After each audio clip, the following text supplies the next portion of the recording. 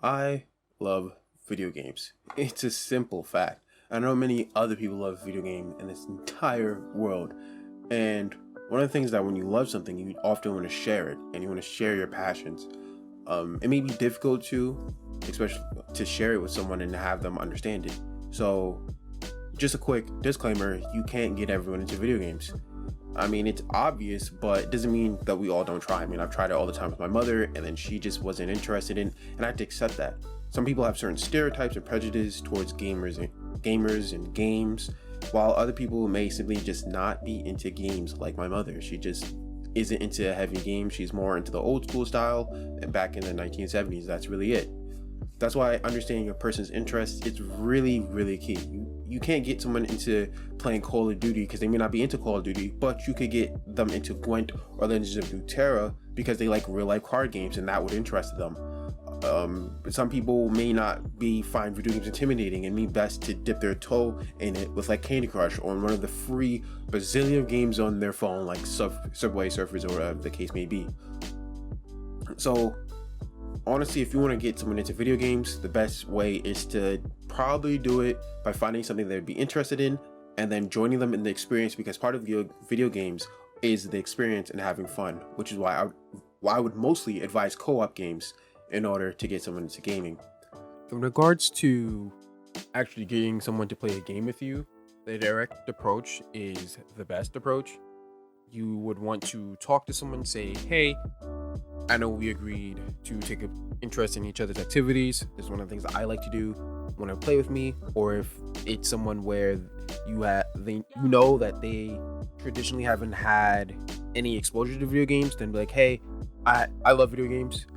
You want to try one out with me? And then make sure it's one that, as I said before, they would most likely be interested in. But I do have actually a list, which is going to be the rest of this video, of games in different categories that I would advise for you to try and get someone into video games. This list actually involves both PC and consoles. So I would also say, if you're going to do it, avoid playing like multiplayer games in the sense of like competitive ones, because that can really throw some people off. So here are my personal favorites to recommend, and they will be in multiple genres, split into both paid and free options. Let's go. 3, 2, 1, brawl! For the action category, we have a free-to-play game called Brawlhalla. It's basically free-to-play Smash Brothers. If you don't know what that is, Smash Brothers is basically you get put on a platform with about 6 of your peers, and then you duke it out to try and knock each other off the stage, and whoever has the most knockouts win, basically. And this game is basically free to play that, and it's super fun. There's a cameo by Laura Croft and other characters that you may know, and overall it's just a fun game to have where you can compete with your buddy on couch co-op or online, of course. The best part being that it's available on all platforms as well, and it has full crossplay enabled. The second option, now this is highly recommended by me, is a game called Castle Crashers. Castle Crashers is a really fun, artsy, beautiful game with amazing music that is pretty much $15 when not on sale. So if you catch it on a sale, definitely grab it. It's basically you're a knight with you're one of 4 knights, and you go and try and save 4 princesses across this epic adventure, and it's really, really sweet, really, really dope. And I've actually got into gaming because of this game, part of it. I got my brother into gaming with this game. I got my cousin into game with this game. My mom actually likes this game. I've found so many people that actually like this game. And while I've had a few people saying they got bored after a while, it definitely is a fun, easy game to get someone into. The final option is basically any Lego game. They just gave out Lego Batman, the trilogy, over on Batman Day. They like to give them out free randomly on PC, and honestly, it's a Lego game. You know, it's basically co-op based, and you're just running around whatever universe that Lego game is set in. So that's definitely a good start. It's a little childish, so some people may not be into it because, you know, it's a baby game or whatever, but it's really fun, so definitely try that as well. For the party games genre, which is basically games where you can play with a large group of people, there is only 2 paid options, sadly, that I can recommend, which is Jackbox Party Pack games, specifically 3 and 6 because of the variety they have and the personal fun I had with those.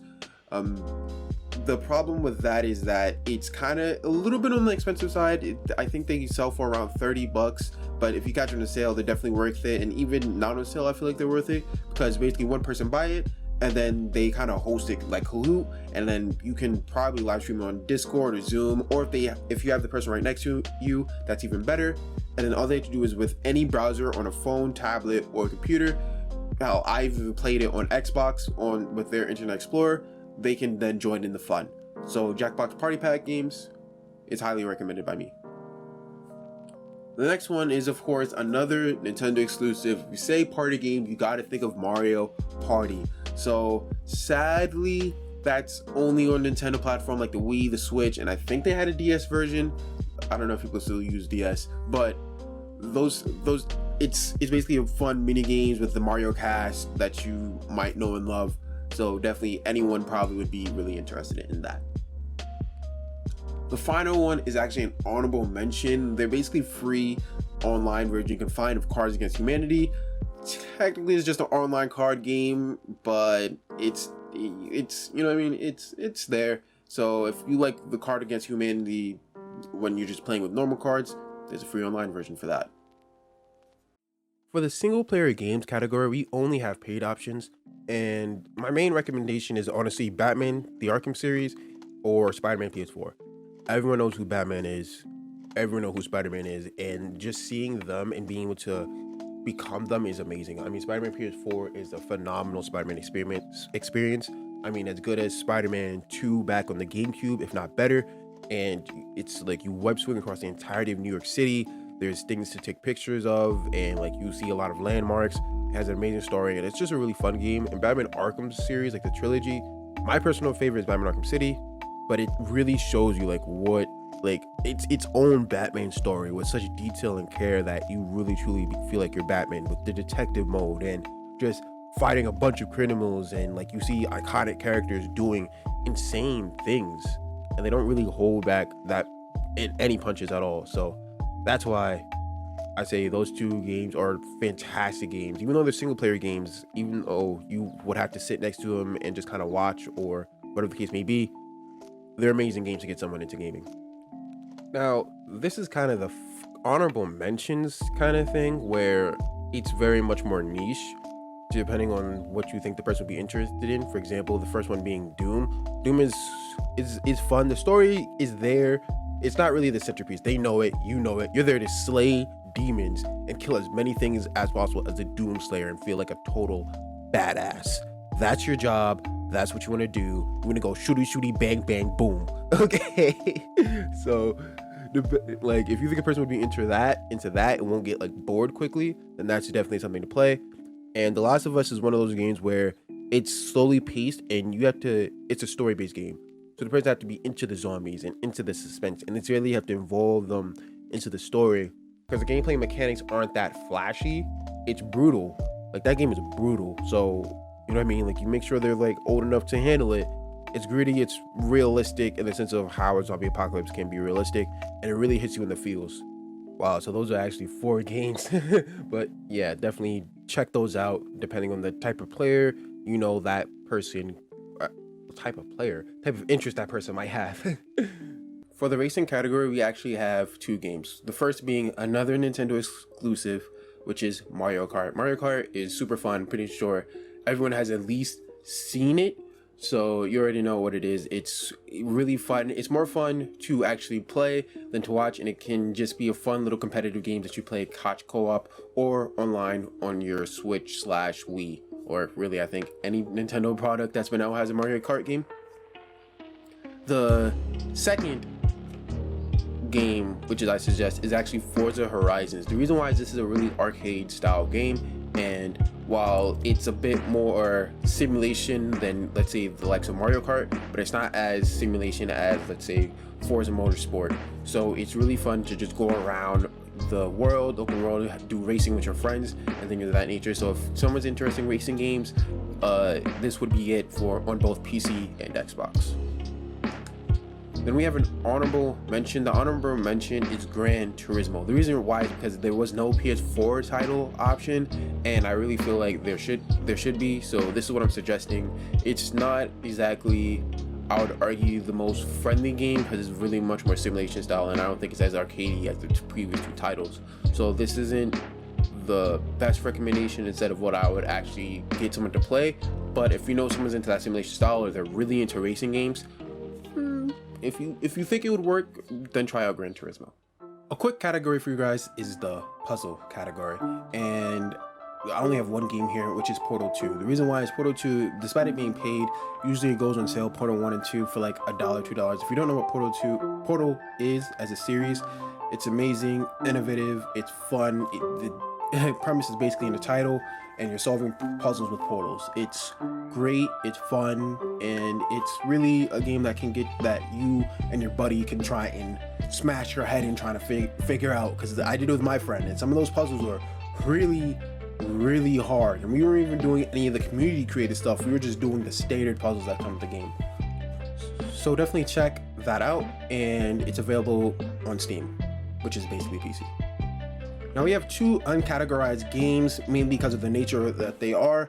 The first, of course, being Minecraft. Minecraft is really easy to get someone into because it's blocks. People may not understand at first, like, well, what's so great about Minecraft?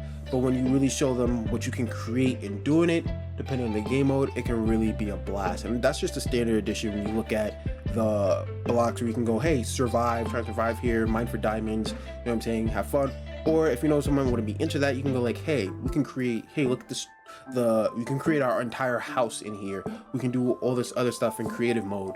And that's just with the base game, of course, so that makes it really valuable, and it's available on all platforms. But of course, you can go and expand that and add mods, and there's all types of experiences with the mods if you're on JavaScript specifically in PC, but also Windows. The Windows version has it, and it can really just be a blast, and you can really cultivate your own experience through it.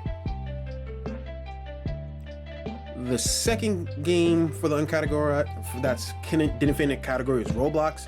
Roblox is really niche, I'd say. It's definitely one of those games where you will get hit with the it's for kids thing. But Roblox has a lot of fun games like Phantom Forces, which is basically Roblox version of Battlefield, and it's free, so you can just go through and just check out a bunch of games with your friends. That's really useful and just fun. I've played it with my friends when we were just bored and we're like, man, we need something to do, and we just hopped on Roblox and we actually had a great time. So check that out. It's available on PC, Mac, phones, and Xbox specifically. The final genre is actually the first-person shooter genre. The reason why this is advanced is because having to look around and things of that nature is far harder for certain people that aren't used to it potentially, but it's still one of the most popular genres out there, so it has to be mentioned. The first game I want to suggest tentatively is actually Destiny 2. I personally played a lot of Destiny 2 beforehand. I played the base game, and it's fun. It's definitely casual fun. It has a decent amount of depth to it, but it's nothing super crazy. Like, it really is an MMO light. They'll learn about like the basics of RPGs. They'll have fun just shooting things and going through leveling up and things of that nature. So it's a really casual experience, and you can currently get the base game, the first two expansions for free. So definitely check that out. It's not horrible, not bad. But mainly my main recommendation is actually Borderlands 2. This game is the daddy of looter shooters. This game is what can be considered like the masterpiece of looter shooters, in my opinion. I have not found a looter shooter that is better than Borderlands 2. The reason being is because Borderlands 2 has a satirical, whimsical story that's absolutely amazing, hilarious actually, but it knows how to be serious when it needs to be, which is something that, in my opinion, Borderlands 3 lacks. It has amazing depth of the RPG mechanics of leveling up and getting loot and getting guns and going through the guns and getting stronger, and it has a strong sense of progression, which a lot of people can get addicted to, and it's fun. So the first thing with me be the cartoony art style, which looks pretty good, the cel shaded style, and then okay, cool, they're getting invested in the story and all these whimsical characters, but then they get obsessed with the progression. And those two things, those two pillars, is what really makes Borderlands 2 just a must-have to Justin.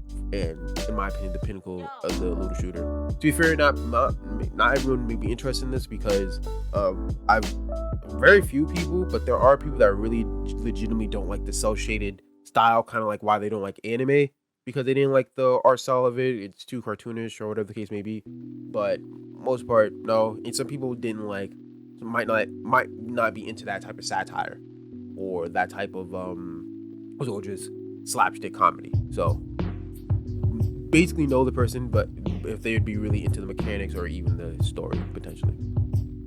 The second break off is the competitive FPS. I would say not to introduce them, but if you really want to introduce them, there's actually three options. Team Fortress is would be my main recommendation, but the player base is a good size and you can still have great fun with it.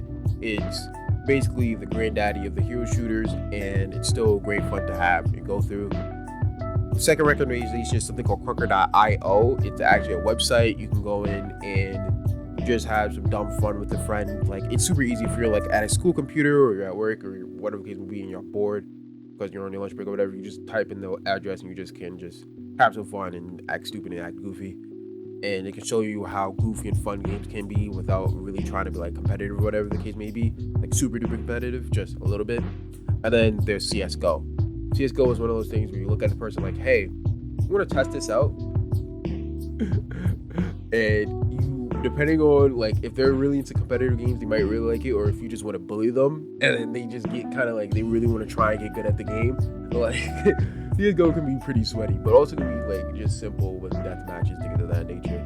But yeah, those are the three competitive FPS, and that's really it with my list. Thank you guys for watching. If you enjoyed it, please subscribe, leave a thumbs up. If you didn't, tell me why in the comment section down below, because I definitely am trying to do this YouTube seriously, and also, well, seriously in a fun sense, and learn with like video editing. If my audio is garbage, if I stuttered too much, because I noticed that myself a little bit, whatever the case may be, comment down below. Thank you guys for watching, and I'll see you guys next time. Adios, muchachos.